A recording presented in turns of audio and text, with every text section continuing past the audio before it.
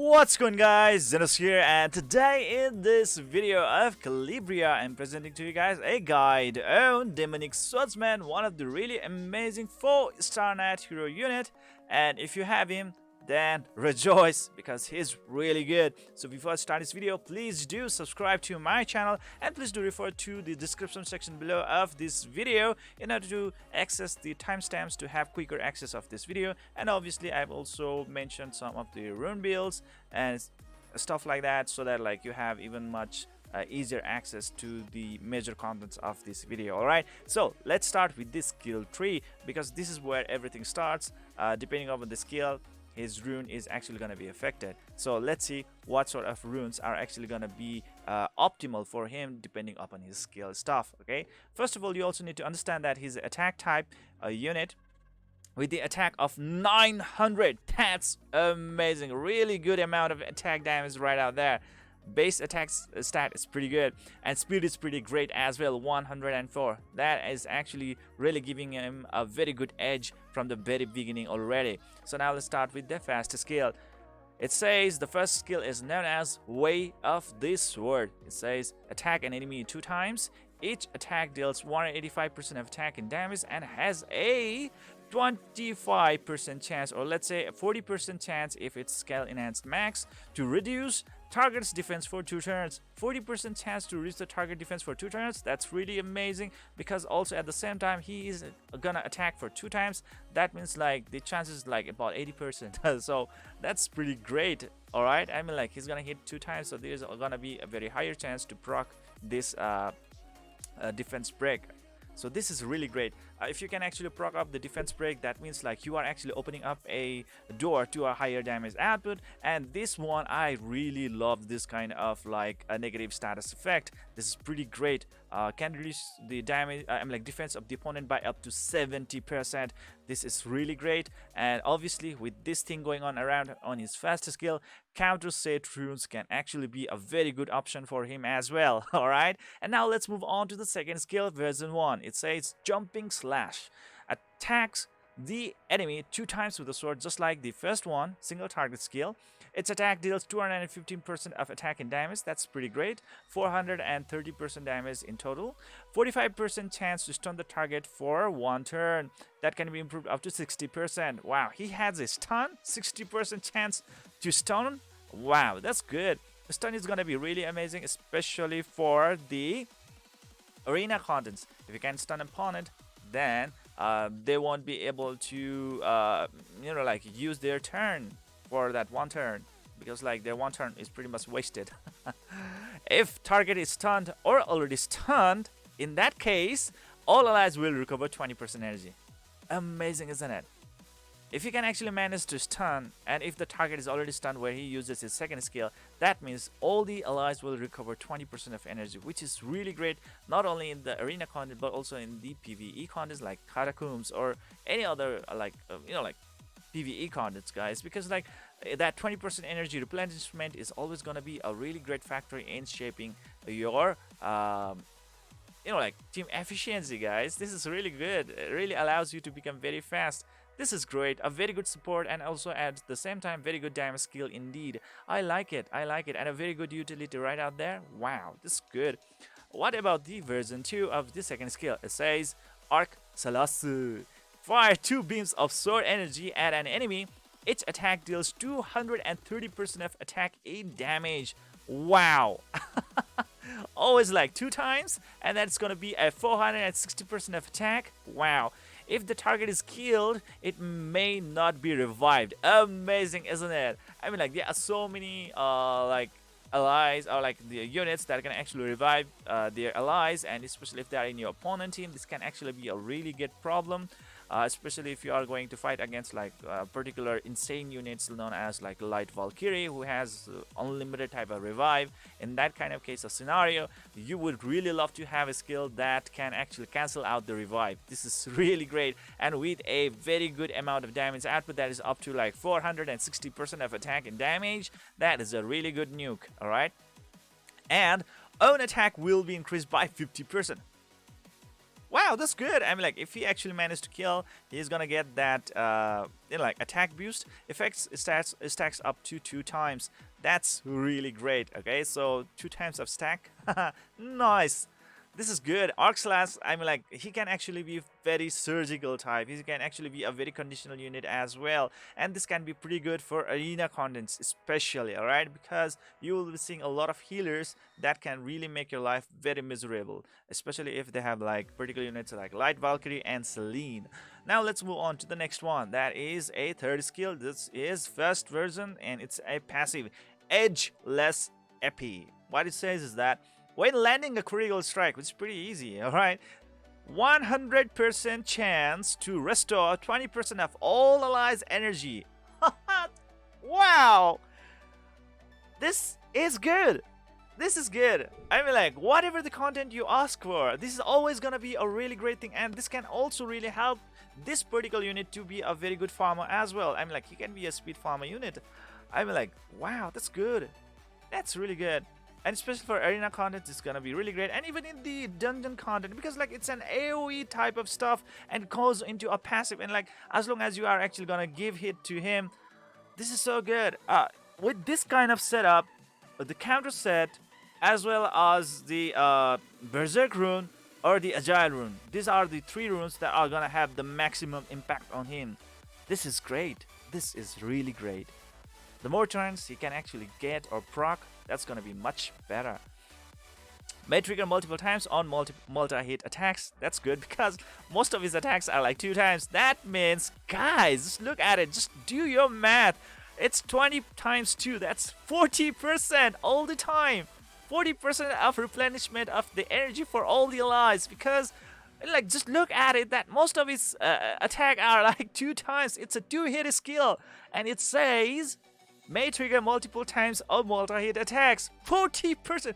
Freaking damn 40%. Like, oh man, this can actually be a broken skill indeed. It's a passive. For God's sake, it's a passive. Man, I mean, wow. I mean, wow. Really, wow. This guy is unstoppable. Ineffective against allies with a similar skill. Well, like, we really don't care about that, but Edgeless Epi, this is what actually saves the demonic swordsman into, like, really one of the amazing hero unit out there. So amazing right out there. Wow. I mean, like, wow. That's great. I would really love to have him. The second version of the third skill is known as the Asura's Path, and it's a passive. It says increase speed up to 30% as HP falls, meaning, like, lower his HP, higher the speed he'll actually gain, and revive with 30% HP upon being killed. And it has a cooldown of 7 turns if it's max skilled up. Okay, which is pretty great. Okay, I mean, like, it's gonna be a really good, like, farming skill as well for this one. But obviously, the first version is way much better. The third version is the Frenetic Blade. It says violently attack the target with the sword to deal 520 freaking damage of attack in the damage, and then enter rage for 2 turns. Now, what is actually rage gonna do? It's pretty much a mystery. Each time an enemy ends the attack turn, immediately starts on attack turn.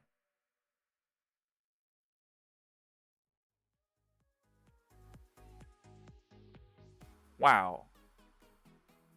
So that means, like, within that rage for 2 turn, as soon as the opponent actually are done with their attack turn, he's gonna get his attack right away.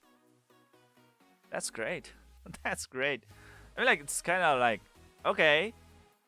I'm like, oh man, this is good. This is really good. It's good.